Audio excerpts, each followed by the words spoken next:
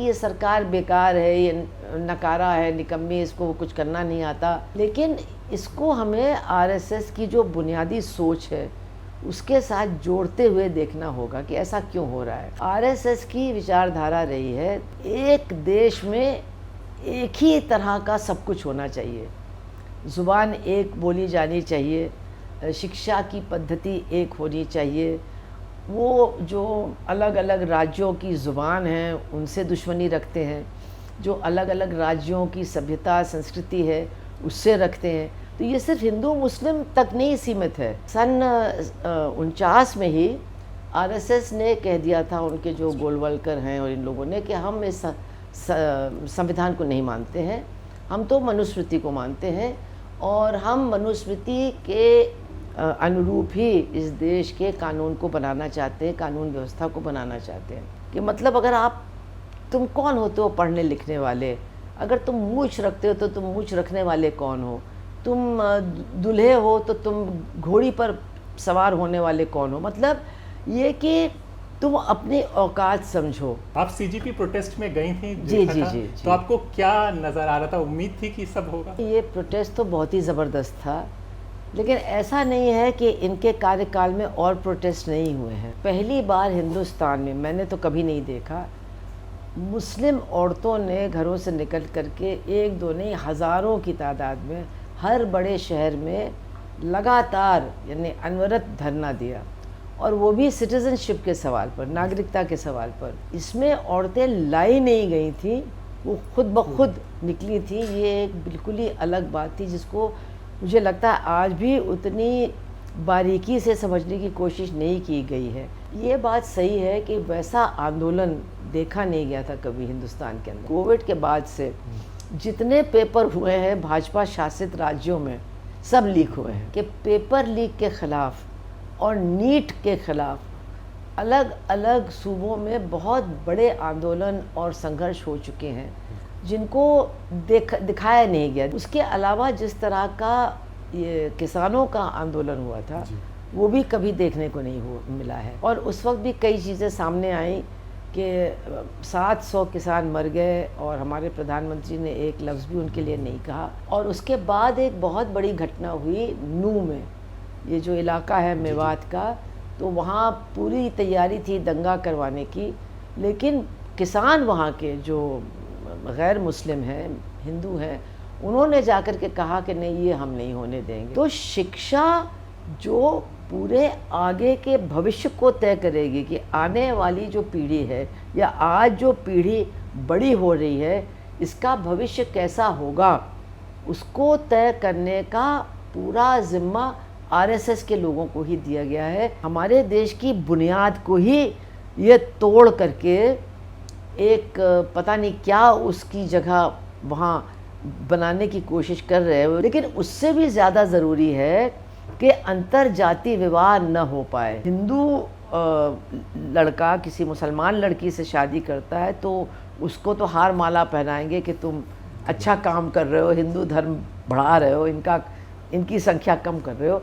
लेकिन अगर इसका उलट होता है तो फिर जो मुसलमान लड़का इन्वॉल्व है वो दंडित होगा, उसके परिवार दंडित होंगे, मारे जाएंगे, हो सकता है मार भी डाले जाएंगे, हो सकता है बुलडोज़र भी चढ़ जाएगा। लेकिन वो जो हिंदू लड़की है उसके ऊपर भी ऐसा नहीं है कि यातनाएं नहीं होंगी, उसको जेल में भी डाल सकते हैं, उसको वो जो होम्स होती हैं बहुत ही बुरी हालत में वहाँ भेज सकते हैं। तो ये जो है पूरी तरह से ये मनुवादी सोच है, और इसके पीछे कारण केवल एक है कि वर्ण व्यवस्था को हमें पूरी तरह से बचा के रखना है। नमस्कार दोस्तों, मेरा नाम हैदर अब्बास नकवी है और आप लोग मुझको इस वक्त द स्वतंत्र पर देख रहे हैं। इस वक्त अगर हम बात करें, दुनिया में दो तस्वीरें वायरल हो रही हैं। एक वायरल हो रही है चाइना से, वहाँ पर एक रोबोट बनाया गया वहाँ के बच्चों ने, जिसने हुसैन बोल्ट का 9.58 का रिकॉर्ड तोड़ दिया। जी हाँ, ये चाइना की बात है। अब आइए हिंदुस्तान चलते हैं। यहाँ पर बात चल रही है तबेलों में स्कूल की। कई साल हमने सुना कि हम एक मजबूत सरकार लाए थे, उस सरकार ने सारा जो इल्ज़ाम है वो नेहरू पर लगा दिया कि भाई नेहरू जी के कारण ये नहीं कर पाए। लेकिन पिछले 12 साल से शिक्षा की क्या हालत है, अब ये धीरे धीरे परत खुल रही है। इसका एक कारण जंतर मंतर में जो प्रोटेस्ट था वो भी बना है, जहां पर शिक्षा मंत्री को इस्तीफा देना पड़ा और उसके बाद लोगों में हिम्मत आई और सड़कों पर दिख रहे हैं। उस प्रोटेस्ट में सीजीपी का तो जिक्र हुआ था, लेकिन उसकी जो बुनियाद थी वो लेफ़्ट पर भी डिपेंड करती थी, क्योंकि वहां पर लेफ़्ट की बच्चियां और युवा मौजूद थे। आइए समझते हैं लेफ़्ट और आरएसएस, क्योंकि ये समझना बहुत ज़रूरी है। वो इसलिए क्योंकि इतिहास को अगर आप 1925 में जाएंगे तो 1925 में लेफ़्ट भी बना था और आरएसएस संघ का भी जन्म हुआ था। ये दोनों लोगों को समझने के लिए आप देख सकते हैं हमारे साथ कॉमरेड सुभाषिनी अली हैं। इनके परिचय की कोई मोहताज नहीं है, इनसे बेहतर कोई नहीं आपको समझा सकता कि इस वक्त जो शिक्षा की हालत है, जो महिलाओं के बारे में सोच है, उस पर आरएसएस का क्या प्रभाव है। मैम बहुत बहुत शुक्रिया दास स्वतंत्र से बात करने के लिए। आप सीजीपी प्रोटेस्ट में गई थी, जी जी जी, तो आपको क्या नज़र आ रहा था? उम्मीद थी कि सब होगा? नहीं, देखिए ये प्रोटेस्ट तो बहुत ही ज़बरदस्त था, लेकिन ऐसा नहीं है कि इनके कार्यकाल में और प्रोटेस्ट नहीं हुए हैं। मैं कहूँगी कि उनमें और इनमें क्या फ़र्क था।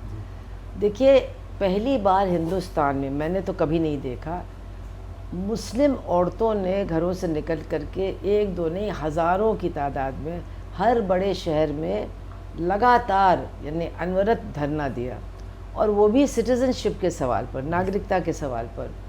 तो ये अपने आप में, नहीं तो इसके पहले तो हमने देखा है कि वो हमारे पर्सनल लॉ में मदाखलत नहीं होनी चाहिए और वो शाहबानों वाला हो गया, उसमें लोगों ने भीड़ जुटाई और ये सब किया, लेकिन इसमें औरतें लाई नहीं गई थी, वो खुद ब खुद निकली थी। ये एक बिल्कुल ही अलग बात थी जिसको मुझे लगता है आज भी उतनी बारीकी से समझने की कोशिश नहीं की गई है, क्योंकि वो जो निकली और उनके अंदर जो जज्बा था वो बहुत ही ज़बरदस्त था। और अगर उस वक्त ये कोविड ना हो जाता तो शायद वो भी कहीं और जाता, लेकिन ये बात सही है कि वैसा आंदोलन देखा नहीं गया था कभी हिंदुस्तान के अंदर। महिलाओं का देखा गया था इसके पहले भी, शायद इतनी बड़ी तादाद में नहीं, और ये ऐसा नहीं कि हर बड़े शहर में। मैं तो शाहीन बाग तो खैर मैं गई, यहाँ दिल्ली में 5 जगह और शाहीन बाग थे, कानपुर में 2 जगह, इंदौर जैसी जगह में 4 जगह, बिहार में नीतीश कुमार की सरकार थी, उन्होंने उनको छेड़ा नहीं, तो हर शहर में कई कई जगहों पर औरतें बैठी थी। तो ये अपने आप में एक बहुत बड़ी चीज़ थी, और हमको लगता है कि हम लोग उसे भुला नहीं देना चाहिए, क्योंकि अब सरकार जो उस वक्त करना चाह रही थी उसको थोड़ी देर के लिए रुकना पड़ा, और अब वो एसआईआर और ये इन सारी चीज़ों के ज़रिए अब शायद वो जो सिटीज़नशिप का मामला है उसको एक बार फिर सामने लाएगी। उसके अलावा जिस तरह का ये किसानों का आंदोलन हुआ था वो भी कभी देखने को नहीं मिला है, और मेरे ख्याल से दुनिया में ही ऐसे कम आंदोलन हुए होंगे कि कोरोना के टाइम पर लाखों किसान बैठा है दिल्ली को घेरे हुए, जाने का नाम नहीं ले रहा है। और उस वक्त भी कई चीज़ें सामने आई कि 700 किसान मर गए और हमारे प्रधानमंत्री ने एक लफ्ज़ भी उनके लिए नहीं कहा। और इसके साथ साथ जो मतलब मैं एक ही उसका दूंगी कि मैं हरियाणा कई बार गई उस दौरान, तो वहाँ पर ये लंगर चल रहे थे, और वहाँ से जो किसान आते थे यहाँ रुकते थे दिल्ली में और फिर जाते थे, उनकी जगह फिर दूसरे आते थे। तो 2 बातें हुई, एक तो जो उनके घरों की औरतें हैं, ख़ास तौर से हरियाणा में तो आप जानते हैं बहुत सख्त पर्दे में रहती हैं वो औरतें, उन्होंने सारा काम संभाला, और जब वो ट्रैक्टर मार्च हुआ तो उन्होंने पर्दा भी हटाया और ट्रैक्टर चलाना सीखा और यहाँ आए। तो इस पर भी इतना काम नहीं हुआ है जितना हो सकता था। फिर आप जानते हैं कि गांव में ख़ास तौर से, आप भी यूपी के रहने वाले हैं, ये छुआछूत, उनके हाथ का खाना नहीं वगैरह वगैरह बहुत चलता है। लेकिन मैंने देखा कि जैसे लंगर में जब खाना पहुंचाते थे लोग, तो गांव के हर घर से रोटियां लेते थे, और कोई ये नहीं पूछता था कि ये किसके घर, मतलब जाटव के घर से रोटी आई है या यादव के घर से या जाट के घर से, वो रोटियां इकट्ठा होती थी, और खाने वाले भी नहीं पूछते थे कि ये रोटियां कहाँ से आई हैं। तो जब आंदोलन होता है, जब लोग एक बड़े संघर्ष में उतरते हैं तो बहुत सी चीज़ें बदलती हैं। औरतों के बारे में थोड़ी देर के लिए कम से कम नज़रिया बदलता है। खान पान के बारे में जो लोगों की तमाम वो चीज़ें हैं वो भी कुछ देर के लिए दब जाती हैं। और उसके बाद हमने देखा कि जब वो आंदोलन झूठे वादों के साथ ख़त्म हो गया, क्योंकि ये कहते हैं ना कि हम कभी झुकते नहीं, लेकिन वहाँ भी क्योंकि चुनाव आने वाला था तो वो उन्होंने कहा कि हम ये कानून वापस लेते हैं। और उसके बाद एक बहुत बड़ी घटना हुई नूह में, ये जो इलाका है मेवात का, तो वहाँ पूरी तैयारी थी दंगा करवाने की, लेकिन किसान वहाँ के जो गैर मुस्लिम हैं, हिंदू हैं, उन्होंने जाकर के कहा कि नहीं, ये हम नहीं होने देंगे। तो ये ऐसा नहीं है, हम ये नहीं कहते हैं कि पूरे देश में ये ऐसा हो गया, लेकिन ऐसा होना और वो भी मेवात में होना, ये कोई छोटी बात नहीं है। तो इन सारी चीज़ों को और ज़्यादा गहराई में समझने की ज़रूरत है। फिर आते हैं ये जो कॉकरोच वाला आंदोलन हुआ, निश्चित तौर पर वो जो हमारे सीजेआई साहब ने वो बहुत ही एक जिसको अनुचित कहेंगे बयान दे दिया कि ये सब कॉकरोच हैं जो काम आम नहीं करते, और उसका फिर उसने जो जवाब दिया और फिर सोशल मीडिया के ज़रिए जो तमाम वहाँ भीड़ इकट्ठा हो गई। लेकिन हमको याद रखना चाहिए कि पेपर लीक के ख़िलाफ़ और नीट के ख़िलाफ़ अलग अलग सूबों में बहुत बड़े आंदोलन और संघर्ष हो चुके हैं, जिनको दिखाया नहीं गया। देखिए, कोई चीज़ दिल्ली में होती है और जिस वक्त पार्लियामेंट चल रहा है उस वक्त होती है, उसका एक अलग असर पड़ता है। और लखनऊ में कुछ हो, क्या बनारस में कुछ हो, प्रयागराज में कुछ हो, या फिर पटना में कुछ हो, या फिर चेन्नई में कुछ हो, उसका उस तरह का पूरे देश में प्रभाव नहीं पड़ता है। लेकिन नीट जब पहली बार लागू किया गया तो एक बहुत ही गरीब घर की लड़की, जिसको 12वीं में 90% मार्क्स से ज़्यादा मिले थे, वो फेल हो गई नीट में, क्योंकि अंग्रेज़ दां नहीं थी, तो अंग्रेज़ी दां, तो उसने आत्महत्या कर ली। और तमिलनाडु के अंदर बहुत ज़बरदस्त इसकी प्रतिक्रिया हुई, बहुत बड़े मतलब धरना प्रदर्शन, और उन्होंने केस भी किया सेंट्रल गवर्नमेंट के ऊपर, नीट को हटाने का की शुरुआत भी वहाँ से हुई। और उसके अलावा ये जो लगातार पेपर लीक हुए हैं, क्योंकि मुझे लगता है कि शायद हो सकता है कोविड के पहले का तो मुझे इतना याद नहीं, लेकिन कोविड के बाद से जितने पेपर हुए हैं भाजपा शासित राज्यों में सब लीक हुए हैं, या तो लीक हुए हैं या किसी और वजह से कैंसिल हो गए हैं। और जो बड़ी बात है जिसको हम लोग ध्यान से नहीं देख रहे हैं, देखने की ज़रूरत है कि वो जो पेपर हैं वो अपने आप में बहुत ही जिसको कहना चाहिए त्रुटियों से भरे हुए हैं। एक तो वो मतलब कंप्यूटर पर आपको करना है, बहुत से लोग कंप्यूटर चलाना जानते नहीं, फिर जब वो जाते हैं एग्ज़ाम देने तो कभी बिजली चली जाती है, कभी वो नेटवर्क चला जाता है, तो वो नहीं दे पाते हैं। कितने कितने लोगों का एक एक साल बर्बाद हुआ है। और इसका ख़ास तौर से जो लड़कियां हैं जिनके वो वैसे भी पढ़ने का मौका नहीं मिलता है, उनके माँ बाप नहीं देना चाहते हैं, उनके ऊपर शादी करने का दबाव है। अगर मान लीजिए कई लड़कियां हैं जिनको एग्ज़ाम देने गईं और फिर नहीं दे पाएँ क्योंकि वही बिजली चली गई या नेटवर्क चला गया या पेपर आउट हो गया, या उनका जो ये सेंटर था वो बहुत दूर था, पहुँचते पहुँचते लेट हो गई। खैर कई वजूहत से लड़कियां नहीं दे पाईं, एक साल उनका बर्बाद हुआ। और उसके बाद फिर उनके माँ बाप ने उनको उसकी तैयारी करने ही नहीं दी। तो आप देखिए कि पहली बार आज़ादी के बाद ये नीट और ये जो CUET है सेंट्रल एग्ज़ाम, ये इनमें लड़कियों की जो लेती हैं एग्ज़ाम, उनकी तादाद कम हो गई है, जो कि बहुत ही एक मतलब ख़तरनाक बात है। तो ये तो एक बात है, लेकिन इसके पीछे हम लोग ये समझ रहे हैं कि ये सरकार बेकार है, ये नकारा है, निकम्मी, इसको कुछ करना नहीं आता, या भ्रष्टाचार है, कुछ लोग खा लेते हैं पैसा, पेपर आउट हो जाता है। लेकिन इसको हमें RSS की जो बुनियादी सोच है उसके साथ जोड़ते हुए देखना होगा कि ऐसा क्यों हो रहा है। देखिए, पहले भी हमारे यहाँ इम्तिहान होते थे, लेकिन वो सिस्टम ही बिल्कुल अलग था। बहुत सारी जो यूनिवर्सिटीज़ थी या आईआईटीज़ थे, आईआईएम्स थे, वो अपना अलग अलग एंट्रेंस एग्ज़ाम लेते थे। जेएनयू भी अपना अलग लेता था, और ये आपके जो स्टेट यूनिवर्सिटीज़ हैं उनका भी स्टेट्स लेती थी। तो इससे कई बातें होती थी। एक तो जो उस स्टेट के लोग हैं, जो जिनकी मादरे ज़बान उस स्टेट की है जिसमें वो इम्तिहान दे रहे हैं, उनको नेचुरली बहुत ज़्यादा मौका मिलता था पास होने का और एडमिशन पाने का, वो बिल्कुल ख़त्म हो गया। तो आखिर ये क्यों हो रहा है? देखिए, शुरू से ही आरएसएस की, और अब ये मैं कह रही हूँ बीजेपी ने तो उनसे ही सीखा है जो कुछ है, आरएसएस की विचारधारा रही है कि एक देश में एक ही तरह का सब कुछ होना चाहिए, ज़ुबान एक बोली जानी चाहिए, शिक्षा की पद्धति एक होनी चाहिए।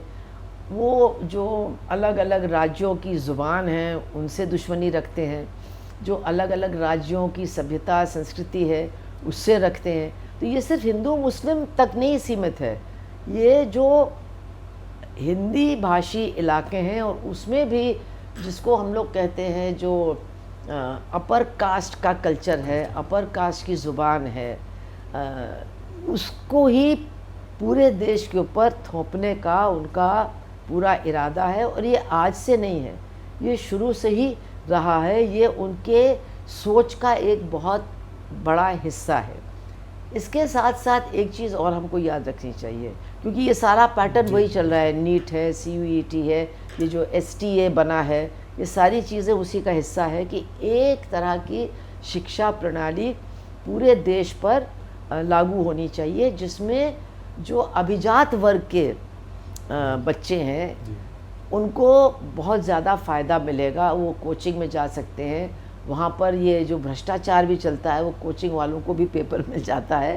तो ये सारी बातें हैं, लेकिन असली चीज़ क्या है कि दूसरे ज़ुबान के अहमियत को ख़त्म करना, राज्यों के अपनी जो भी उनका अधिकार क्षेत्र है उसको समाप्त कर देना, और वो जिसको कहते हैं एक रूपता पूरे देश के ऊपर लादना, ये एक उनका पहले से ही।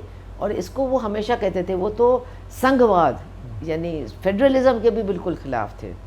वो यूनिटरी सिस्टम चाहते थे, वो बिल्कुल नहीं चाहते थे। और कॉन्स्टिट्यूशन से उनकी जो बड़ी शिकायत थी वो ये भी थी कि ये संघवादी क्यों है, ये यूनिटरी होनी चाहिए। और यूनिटरी का मतलब है just like uniform civil code में वो हिंदू कोड होना चाहिए, वैसे ही यूनिटरी सिस्टम का मतलब है कि जो उनके लिए आर्यव्रत है और उसमें जो अभिजात वर्ग है, मतलब उसका वर्चस्व ही पूरे देश में होना चाहिए, और वहाँ के रहने वाले लोगों को एक तरह से देश के ऊपर शासन करना चाहिए। अभी आप देखिए, ये जो परिसीमन में लगे हुए हैं और उत्तर भारत की सीटों को करीब करीब मतलब मेरे ख्याल से 75% बढ़ाना चाहते हैं, उसमें भी वही सोच झलकती है कि जो साउथ के स्टेट्स हैं वो तो ये कह रहे हैं कि साहब हम ज़्यादा अच्छा काम करें, वो सब ठीक है, लेकिन उनको दंडित इसलिए किया जा रहा है क्योंकि वो आर्यव्रत के नहीं हैं, उनकी अलग सभ्यता है, अलग ज़ुबान है, और वो चीज़ थोपी जानी चाहिए। वो तब होगा जब यूपी के 120 सांसद हो जाएंगे, बिहार के मेरे ख्याल से 80-90 हो जाएंगे, मध्य प्रदेश के भी बढ़ जाएंगे और साउथ के घट जाएंगे। वो कहते हैं कि हम नहीं घटाएंगे, लेकिन अनुपात में तो घटने ही वाले हैं। तो ये सब चीज़ें हम लोगों को उनकी जो बुनियादी आरएसएस की सोच है उसके साथ जोड़ के देखना चाहिए। एक चीज़ और है, सन 49 में ही आरएसएस ने कह दिया था, उनके जो गोलवलकर हैं और इन लोगों ने, कि हम इस संविधान को नहीं मानते हैं, हम तो मनुस्मृति को मानते हैं और हम मनुस्मृति के अनुरूप ही इस देश के कानून को बनाना चाहते हैं, कानून व्यवस्था को बनाना चाहते हैं। तो जब उन्होंने ये कहा तो बहुत से लोग कहते हैं अरे कह दिया तो उससे क्या होता है, करेंगे थोड़ी ना, लेकिन वो कर रहे हैं और वो उसके बारे में बहुत संजीदा गंभीर है। तो अब उन्होंने क्या क्या किया है, बहुत सी बातें होती हैं कि उन्होंने बहुत सारे डेमोक्रेटिक इंस्टीट्यूशंस को ख़त्म कर दिया है, इलेक्शन कमीशन भी और कोर्ट्स भी, मतलब ये बातें तो बहुत आम फहम हो गई हैं, सब लोग इनके बारे में बातचीत कर रहे हैं। लेकिन जो वर्ण व्यवस्था के प्रति कास्टिज़म के प्रति, कास्ट स्ट्रक्चर को बनाए रखने के प्रति जो उनकी, जिसको कहना चाहिए कटिबद्धता है, उस पर लोग उतना ध्यान नहीं दे रहे हैं, या अगर दे रहे हैं तो सिर्फ इस लिहाज से कि हाँ दलितों का उत्पीड़न बहुत बढ़ गया है, दलितों के साथ अत्याचार जो भाजपा शासित राज्य हैं बहुत ज़्यादा बढ़ गया, करेक्ट। लेकिन मनुवाद सिर्फ यही नहीं है। मनुवाद तो एक जन्म के साथ तमाम चीज़ों को जोड़ने वाला सिस्टम है कि जन्म के साथ आपका पेशा जुड़ेगा, जन्म के साथ आप पढ़ेंगे कि नहीं पढ़ेंगे ये जुड़ेगा, धर्म के साथ आपके कुछ अधिकार होंगे या नहीं, जन्म के साथ आपके कुछ अधिकार होंगे या नहीं होंगे ये जुड़ेगा। तो जब आप इसको देखेंगे तो ये तो बिल्कुल पक्की बात है कि दलितों का उत्पीड़न होगा, दलितों को नीचा दिखाया जाएगा। आप देख रहे हैं कि सिर्फ यही नहीं कि उनकी हत्याएं हो रही हैं, हत्याएं तो खैर बहुत ही दुखद बात है कि 47 के बाद थमी नहीं है। सबसे बड़ा जो मतलब हुआ था बड़ा कांड वो तमिलनाडु में हुआ था, जब डीएमके नई बनी थी, किलवेनमनी में 44 दलितों को जिंदा जला दिया गया था। तो ये तो हो ही रहा है, लेकिन अब उनको हर चीज़ में नीचा दिखाना कि मतलब अगर तुम कौन होते हो पढ़ने लिखने वाले, अगर तुम मूंछ रखते हो तो तुम मूंछ रखने वाले कौन हो, तुम दूल्हे हो तो तुम घोड़ी पर सवार होने वाले कौन हो। मतलब ये कि तुम अपनी औकात समझो। ये कॉन्स्टिट्यूशन ने जो कुछ दिया है और कहा है उसको भूल जाओ। एक जो पुराना विधान था, विधि विधान जिसको कहते, वो फिर से लागू हो रहा है, जिसमें तुमको तुम्हारी जगह रखा जाएगा। और जो पिछड़ी लोग हैं, अब आप देखिए इन्होंने जो किया, एक तरफ तो वो बिल्कुल जो है पत्थर की लकीर को मानते हैं कि 50% से ज़्यादा आरक्षण नहीं हो सकता है, सुप्रीम कोर्ट ने कह दिया है। अब तमिलनाडु में पहले से ही ज़्यादा था तो चलिए वो बात अलग है, लेकिन जब ये इकोनॉमिकली वीकर सेक्शन की बात आई तो बिल्कुल मतलब जिसपे कहना चाहिए चंद दिनों में ही मामला पास भी हो गया, लागू भी हो गया, किसी ने चू नहीं बोली, सुप्रीम कोर्ट ने भी मना नहीं किया, जबकि आरक्षित सीटें निश्चित रूप से मेरे ख्याल से 25% और बढ़ गई और किसी ने उस पर कुछ नहीं कहा, क्योंकि इससे अपर कास्ट का फ़ायदा होना था। तो जो लोग समझ नहीं रहे हैं वो सोचते हैं कि इससे अपर कास्ट को रिजर्वेशन मिला है, तो भाई इसके पहले भी तो था, 47% ओबीसी एससी एसटी का है, तो इसका मतलब है कि 53% तो अपर कास्ट का ही रिजर्वेशन है इस देश में। अब आपने 25% और उसको बढ़ा दिया है।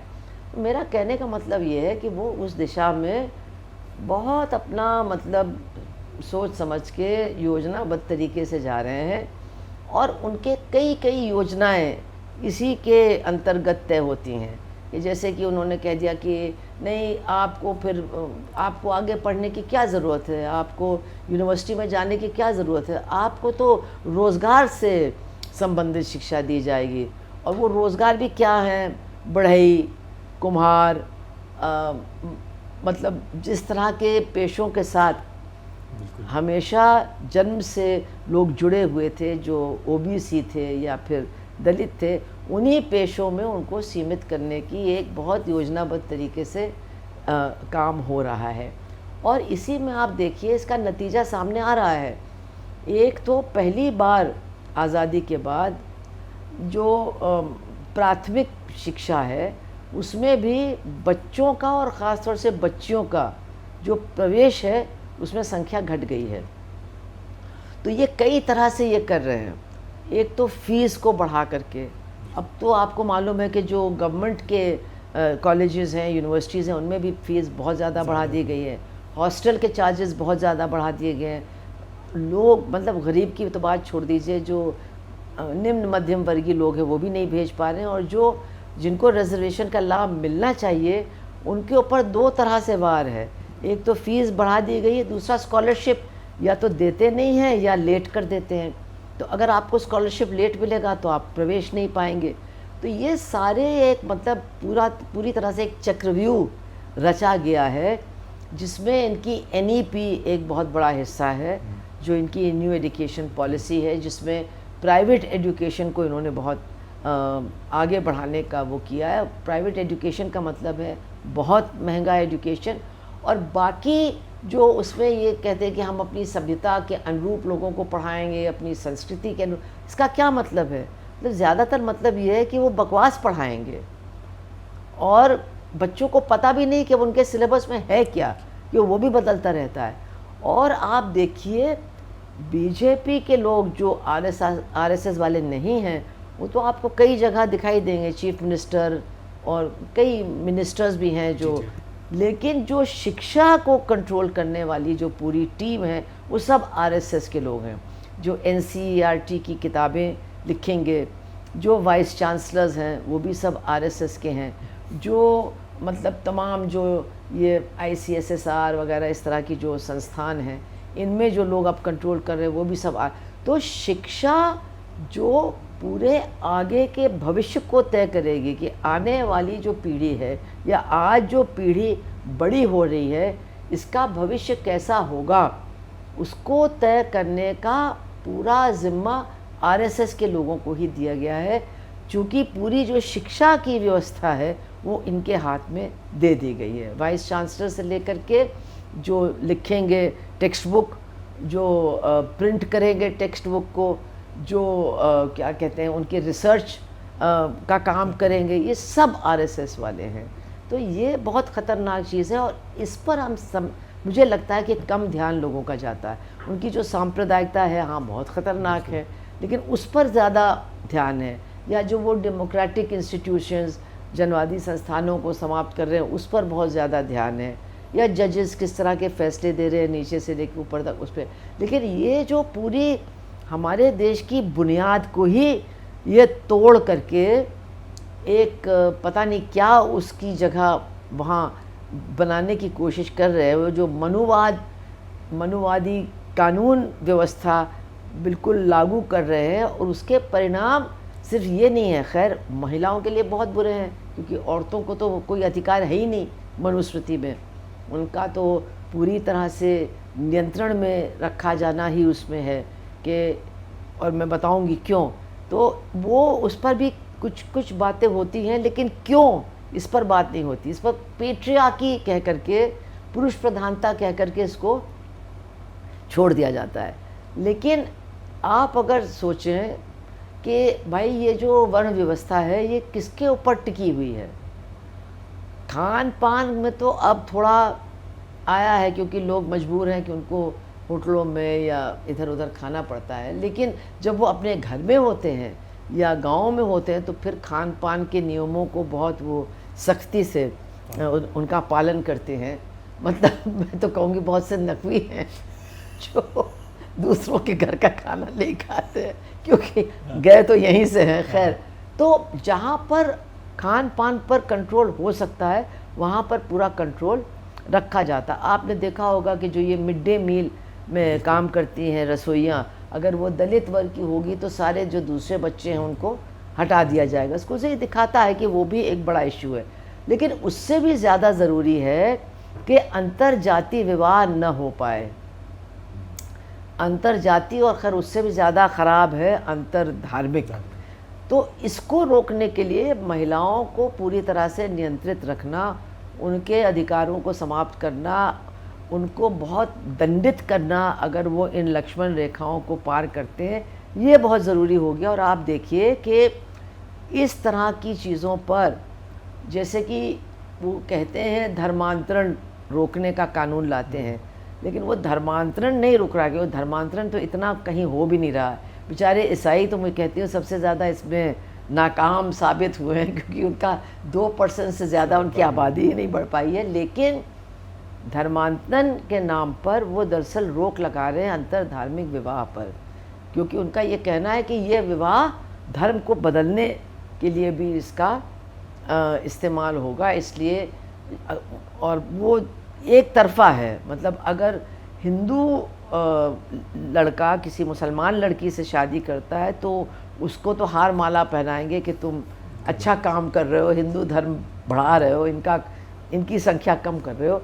लेकिन अगर इसका उलट होता है तो फिर जो मुसलमान लड़का इन्वॉल्व है वो दंडित होगा, उसके परिवार दंडित होंगे, मारे जाएंगे, हो सकता है मार भी डाले जाएंगे, हो सकता है बुलडोज़र भी चढ़ जाएगा। लेकिन वो जो हिंदू लड़की है उसको, उसके ऊपर भी ऐसा नहीं है कि यातनाएं नहीं होंगी। उसको जेल में भी डाल सकते हैं, उसको वो जो होम्स होती हैं बहुत ही बुरी हालत में वहाँ भेज सकते हैं, या ज़बरदस्ती माँ बाप के साथ भेज सकते हैं। वो कभी कभी मार भी डालते हैं, प्रताड़ित करते हैं, ज़बरदस्ती शादी करवा देते हैं। तो ये जो है पूरी तरह से ये मनुवादी सोच है, और इसके पीछे कारण केवल एक है कि वर्ण व्यवस्था को हमें पूरी तरह से बचा के रखना है। अगर ये लड़कियां आज़ाद हो जाएंगी, और आजकल उनको कुछ आज़ादियां तो मिली हैं, वो पढ़ती हैं दूसरे लोगों के साथ, वो नौकरी करती हैं दूसरे लोगों के साथ, बस में बैठ के जाती हैं, ट्रेन में बैठ के जाती हैं, मतलब दूसरे लोगों के साथ मिलने जुलने का मौका बहुत ज़्यादा मिल रहा है। फिर बहुत बचपन में शादी भी अब कम होती है, तो वो काफ़ी बड़ी भी हो जाती हैं। इसलिए आप देखेंगे कि इनके राज में ये बाल विवाह की प्रथा भी, इस पर भी कुछ रिसर्च हो रहा है, बढ़ गया है, और ये काफ़ी हो रहा है। तो ये जो लड़कियों का नियंत्रण है, ये सिर्फ इसलिए नहीं है कि पेट्रियार्की है, कि पुरुष प्रधानता है, बल्कि उसके पीछे बहुत बड़ा कारण है कि अगर लड़कियां आज़ाद हो गई और आज़ादी से शादी करने लगी, अपने दोस्तों को चुनने लगी, और ख़ास तौर से जब एक लड़की जो मतलब अपने जाति से कमज़ोर जाति के लड़के के साथ शादी करती है या दूसरे धर्म की, तो वो तो बिल्कुल एक ऐसा अपराध है जिसकी कोई माफ़ी ही नहीं है। और ऐसे लोग बाहर डाले जा रहे हैं हमारे देश में, और ऑनर क्राइम के नाम पर हम लोग 20 साल से मांग कर रहे हैं कि एक पूरा विस्तृत कानून बनाया जाए, लेकिन पहले कांग्रेस ने भी नहीं बनाया, और अब बीजेपी तो बिल्कुल ही इस पर बात ही नहीं कर रही है। तो मेरा कहने का मतलब है ये कुछ उनके पॉलिसीज़ के पहलू हैं जिन पर बहुत कम ध्यान दिया जा रहा है। और जब तक हम पूरी तरह से नहीं समझेंगे कि ये मनुवाद है क्या और मनु के कानून हैं क्या, तब तक हम इनकी जो असलियत है उसको नहीं पहचान पाएंगे। और एक बार अगर वो समझ में आ गया, तो जितने लोगों के ऊपर इस कानून व्यवस्था यानी मनुवादी कानून व्यवस्था के लागू होने से नुकसान होने जा रहा है, उनके एक होने की फिर संभावनाएं बहुत ज़्यादा बढ़ जाती हैं। क्योंकि देखिए, जब तक जो बहुसंख्यक समाज है, जब तक वो इन चीज़ों के ख़िलाफ़ नहीं खड़ा होता है, तब तक बहुत मुश्किल है ये लड़ाई लड़ना। और इसीलिए ये जो दिल्ली जंतर मंतर में हुआ, इसकी अहमियत इसमें है। ये तो बात सही है कि वो लोग आए वहाँ से, वो लोग ऐसे लोग थे जिनके ऊपर कोई दाग धब्बा नहीं था। लोगों ने कहा ये अच्छे लोग हैं, अमेरिका में भी पढ़ रहा था फिर भी आ गया, बहुत बढ़िया लोग हैं। लेकिन जो लोग वहाँ इकट्ठा हुए वो ख़तरनाक हैं इस सरकार के लिए, क्योंकि वो भारतीय जनता पार्टी को जो लोग वोट देते हैं उनके बच्चे हैं, और वही लोग हैं। ये एक बिल्कुल नई चीज़ है। जब आपने कहा ये एक नया आंदोलन था, हाँ, क्योंकि जो शाहीन बाग वाला था वो तो मुसलमान औरतों का था संघर्ष, जो ये किसान आंदोलन था उसमें बड़ी संख्या में सरदार थे, उनको देशद्रोही उसको समझा देना लोगों को कि ये देशद्रोही बहुत आसान है, मुसलमान औरतों के लिए तो बाएं हाथ का खेल है। लेकिन ये जो भीड़ आई थी, ये आई थी बिहार से, यूपी से बहुत बड़ी संख्या में, मध्य प्रदेश में, बाकी हिंदुस्तान से भी आए थे। हमने देखा नॉर्थ ईस्ट के भी लोग थे। लेकिन इसमें ज़्यादातर अगर वो मतलब छात्र थे, तो ज़्यादातर ऐसे छात्र थे जो बीजेपी का जो आधार है, जन आधार, उससे जुड़े हुए लोग। और फिर हम लोगों ने देखा कि कितने लोग भाजपा को वोट देने वालों के बच्चे भी थे जो डर रहे थे कि पता चल जाएगा तो मार खाएंगे। तो ये एक बिल्कुल नई चीज़ हुई है। और अब कैसे इससे डील किया जाए, इस पर देखने के लिए तो ऐसा लग रहा है जैसे आरएसएस कह रहा है नहीं नहीं बच्चे हैं इनकी बात सुनो, और बीजेपी, लेकिन ऐसा कुछ नहीं है, क्योंकि वो इससे घबराए हैं और जब वो घबराते हैं तो वो दंडित करने की तरफ जाते हैं, क्योंकि मनुस्मृति दंडित करने वाला, बहुत कठोर दंड देने वाली न्याय व्यवस्था है।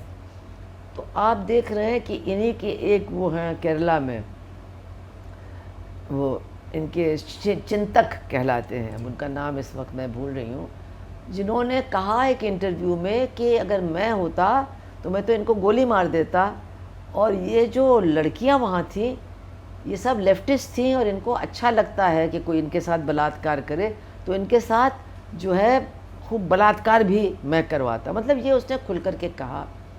उसके ऊपर केस भी हुआ लेकिन छूट गए, कुछ नहीं हुआ। लेकिन ये बहुत बड़ी बात है। टीजी मोहनदास। हाँ, टीजी मोहनदास। मोहनदास। तो ये लोगों को समझना चाहिए, असली बात ये बोल रहा है, मन की बात ये बोल रहा है, जो आरएसएस की मन की बात है वो ये बोल रहा है। मोहन भागवत जी बोल रहे हैं कुछ गोलमोल कि नहीं सुनना चाहिए, ऐसा है वैसा है। वो जाति प्रथा के बारे में भी गोलमोल बोलते हैं, लेकिन जब शादी और ब्याह और इन चीज़ों की बात होती है तब बिल्कुल उनकी असलियत सामने आ जाती है। और जो लोग दलित समाज के आरएसएस में रहे हैं उन्होंने भी बहुत कुछ खुलासा किया है। ये हमारे घर का खाना नहीं खाते हैं, जब हम भेजते भी हैं उनके कार्यकर्ताओं के लिए तो वो भी फेंक दिया जाता है, वगैरह वगैरह। तो वो मनुवादी हैं और पूरी तरह से मनुवादी हैं, कोई उनमें चेंज नहीं आया। इसीलिए जब लोग कहते हैं कि वो मुंजे गए थे इटली वगैरह, उन्होंने उनको सीखने की ज़रूरत नहीं थी, न हिटलर से और न मुसोलिनी से। उन्होंने सीखा नहीं, उन्होंने दाद दी कि हाँ ये लोग आ गए हैं सत्ता में, बढ़िया है, ऐसे हमको भी आना है। सीखने नहीं गए थे, ना उनको सीखने की ज़रूरत थी। वो तो विश्वगुरु हैं मनुवाद के, और ये पूरी दुनिया को समझा सकते हैं कि एक बहुत जिसको कहना चाहिए बहुत कई पहलुओं वाला फांसीवाद कैसा होता है, वो मनुवाद से सिखाया जा सकता है। अब आपने एक सवाल और हमसे किया कि कम्युनिस्टों और इनका क्या, तो ये बात सही है। 1925 में तो कानपुर में एक कम्युनिस्ट संगठन बना था, लेकिन उसके पहले 1920 में ताशकंद में भारत की कम्युनिस्ट पार्टी का निर्माण या आगाज़ हो चुका था। ये लोग 1925 में इनका ये आरएसएस बना। उसके पहले हिंदू महासभा थी और बहुत से चीज़ें, मतलब वो एक तरह से संतान उन्हीं के हैं और इनके कई पूर्वज हैं। और इन्होंने जब अपने इनके क्या उद्देश्य हैं इनके बारे में बताया तो इन्होंने कहा कि हम विदेशी दुश्मनों से लड़ने के लिए पैदा नहीं हुए हैं, हमको तो अपने देश के अंदर जो दुश्मन है उनसे निपटना है। और 3 दुश्मन उन्होंने चिन्हित किए, मुसलमान, ईसाई और कम्युनिस्ट। अब आप देखिए कम्युनिस्ट पार्टी में उस समय मेरे ख्याल से पूरे हिंदुस्तान में 1000 से कम सदस्य रहे होंगे, और क्या उनकी ताकत थी। लेकिन विचारधारा से ही विचारधारा डरती है और विचारधारा से ही विचारधारा से लड़ा जा सकता है। इसलिए मुझे लगता है उन्होंने बिल्कुल सही पहचाना, ये जो कम्युनिस्ट विचारधारा है अंततोगत्वा हमको इन्हीं से लड़ना होगा। और कई लोग भूल जाते हैं कि जब ये आरएसएस पैदा हुई या बनाई गई तो निश्चित रूप से उस समय ये जो नॉन कोऑपरेशन मूवमेंट वापस लिया गया तो दंगे भी हुए थे। तो एक तो उन्होंने दंगों में आगे बढ़ कर के ये कहा कि हिंदुओं की रक्षा करने के लिए हम बने हैं।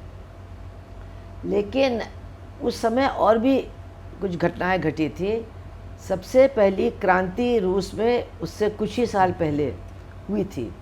अब अगर आप मनुस्मृति में देखें तो एक कास्ट सिस्टम है और उसके साथ एक क्लास सिस्टम भी जिसको कहना चाहिए उसमें पूरी तरह से मिश्रित है। क्योंकि एक तरफ तो 3 उच्च जातियां हैं, सवर्ण जातियां हैं, तो ये केवल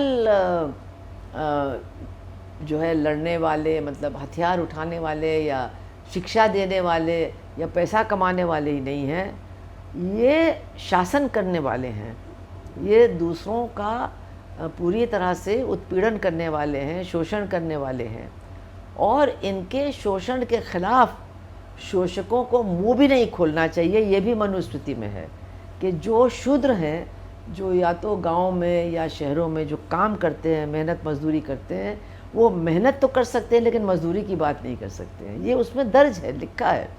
और यहाँ तक लिखा है, बड़ी दिलचस्प बात है, हमने तो ये सब कभी जाना ही नहीं था लेकिन हम बहुत पढ़ रहे हैं कि उन्होंने लिखा है कि अगर कोई ब्राह्मण या कोई ठाकुर मजबूरी में हाथ से काम करने लगता है तो वो भी फिर शूद्रों की कैटेगरी में डाला जाएगा। इसीलिए हम लोगों की तरफ जो भूमिहार हैं या जो इधर पश्चिम में जो त्यागी हैं, जो अपने आप को ब्राह्मण कहते हैं, लेकिन ब्राह्मण उनको पूरा ब्राह्मण, आधा ब्राह्मण मानता है, क्योंकि ये खेती करने वाले लोग हैं, हल का मुठ पकड़ने वाले लोग हैं। तो ये सारी चीज़ें कहाँ से आती हैं? कैसे किसी ने तय कर दिया कि जो ब्राह्मण खेती करता है वो निम्न दर्जे का ब्राह्मण होगा?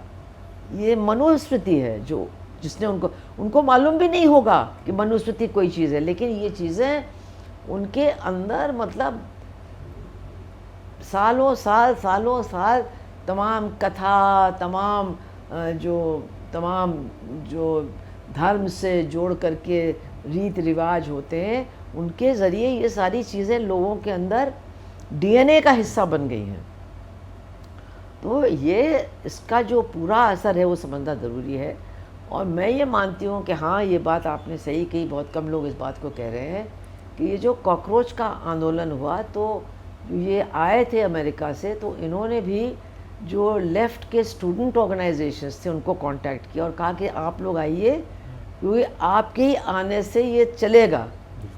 तो ये जो SFI, आयसा, AISF भी वहाँ पहुँचे और वो लगातार वहाँ रहे, और उन्होंने अपने गीतों से, भाषणों से, नारों से लोगों को बहुत वो किया और लोगों को बुलाया पूरे हिंदुस्तान से। और फिर इस आंदोलन को वहाँ भी खड़ा किया, पटना में, सिवान में, बंगाल के अंदर बहुत बड़े पैमाने पर, इलाहाबाद में, नागपुर में, इस सब जगह आप देखेंगे कि ये SFI, आयसा, ये सब लोग वहाँ आपको मौजूद देखेंगे। और उसके बाद फिर उन्होंने कहा 4-5 दिन के बाद कि जो विपक्ष के दल हैं वो भी आए और हमको हमारा समर्थन करें। तो सबसे पहले हमारे CPIM के ही पहुँचे थे। तो ठीक है, हमने ये कभी नहीं कहा कि ये हमारा आंदोलन है या हमको इसका नेतृत्व करना चाहिए, लेकिन हमने निश्चित रूप में इसको पहचाना कि ये एक बड़ी बुनियादी सवाल को उठाने वाला आंदोलन है। और आप देखिए उसके बाद जो इनका एक बहुत बड़ा पाप है स्कूलों को बंद करने का। आप सोचिए, उत्तर प्रदेश, बिहार और मध्य प्रदेश में, राजस्थान में अगर कोई सरकार स्कूलों को बंद करती है तो उनको तो मतलब सज़ा याफ्ता, मतलब इनको सज़ा मिलनी चाहिए। ये इससे बड़ा पाप तो आप गरीबों के साथ, निम्न मध्यम वर्ग के लोगों के साथ कर ही नहीं सकते। एक तरफ तो आप शिक्षा को इतना महंगा कर रहे हैं, दूसरी तरफ आप शिक्षा को ख़त्म कर रहे हैं, यानी स्कूलों को बंद कर रहे हैं, या स्कूलों की ऐसी जर्जर हालत है कि वहाँ कोई पढ़ाई हो ही नहीं सकती है। अब हम लोग तो सब ये स्कूल देख रहे हैं जहाँ भी कुछ कर सकते हैं, लेकिन अब ये एक आंदोलन बन गया है।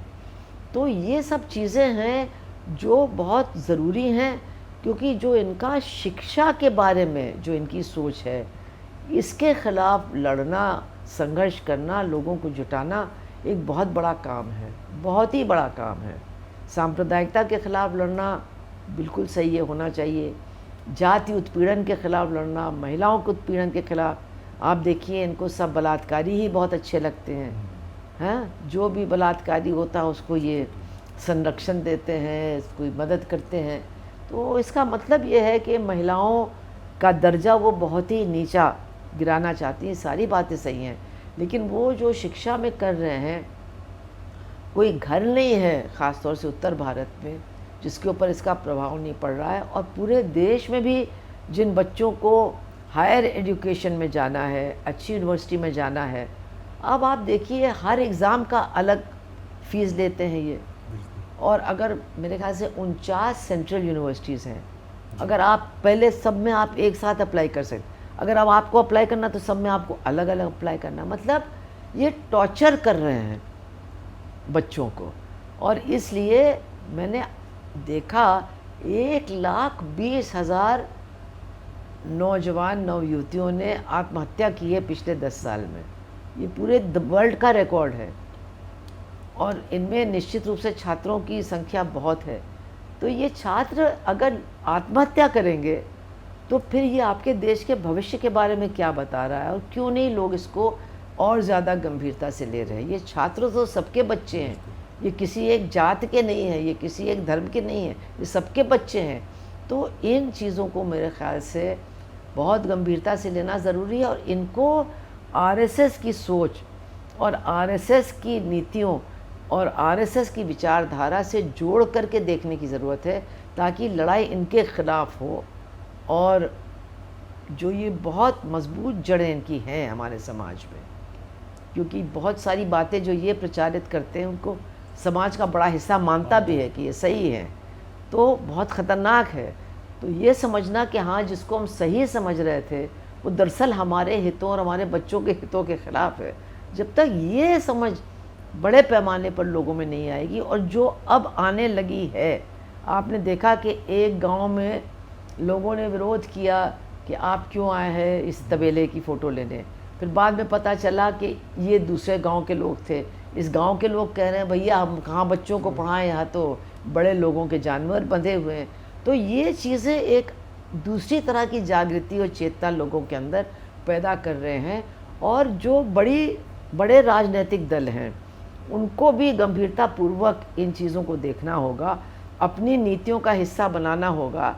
वरना अगर ये जैसे वोट लेने जाएंगे 27 में यूपी में, तो लोग कहेंगे तो आप स्कूलों के लिए क्या करने जा रहे हैं, आप शिक्षा के बारे में क्या करने जा रहे हैं, और उसके बाद नौकरियों के बारे में आप क्या करने जा रहे हैं। क्योंकि शिक्षित बेरोज़गार तो उनकी तो फ़ौज बढ़ रही है हमारे देश में, और पूरी दुनिया में अब ये एआई वगैरह के आने के बाद कुछ समझ में नहीं आ रहा है कि होगा क्या आगे।